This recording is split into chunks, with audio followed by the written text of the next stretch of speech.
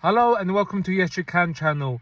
If your USB-C port is not working for your ASUS laptop, I will tell you what to do to get it up and running again. So first and foremost, you need to power off your laptop, disconnect all cables attached to USB ports, including the AC charger.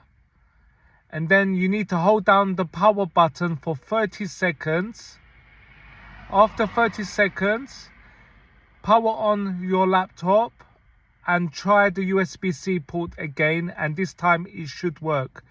So by performing this, you are basically doing a hard reset of your laptop.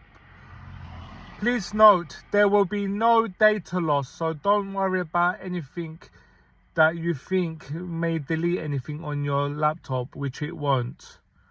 So try this and let me know how you get on. Please comment below. If this video has helped you, please like and subscribe to the channel and check out my other videos too.